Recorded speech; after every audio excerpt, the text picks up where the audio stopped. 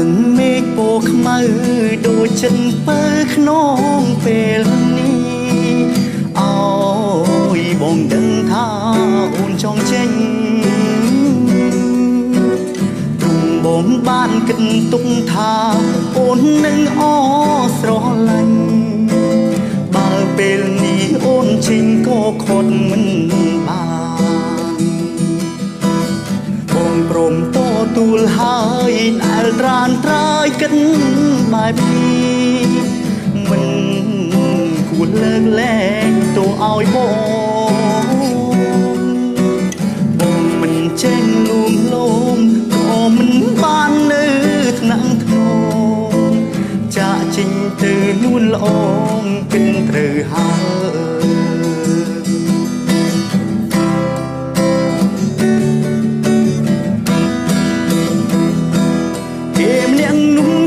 ជាមនុស្សល្អចេញកុំដល់ពេលអូនយំហើយគេក៏ស័ក្តិសមនឹងមុំដែលអូនត្រូវការ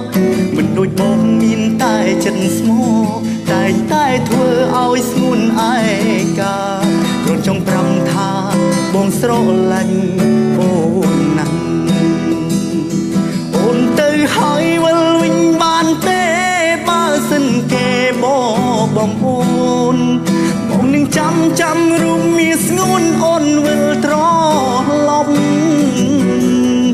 បងលំលៀងកុំហោដែលពីមុនធ្វើខំលើអូនបងនឹងថែរក្សានួនអងមិនអោយយំឡើយបងនឹងថែរក្សានួនអងមិនអោយយំឡើយ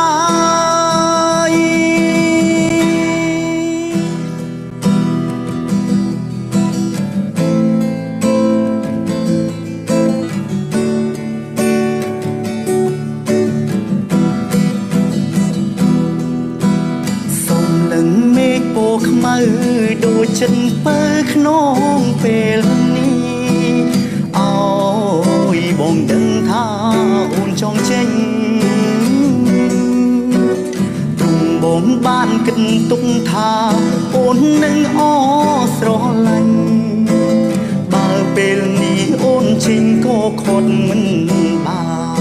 នបងព្រមតទួលហើយដែលត្រានត្រើយគិតបែបនេះមិនគួរលើកលែងទៅឲ្យបងមិនចេញលួងលោមក៏មិនបាននៅថ្នាក់ថ្នម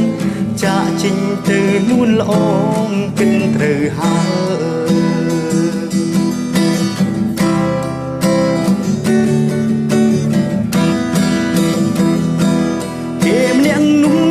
ជាមនុស្សល្អ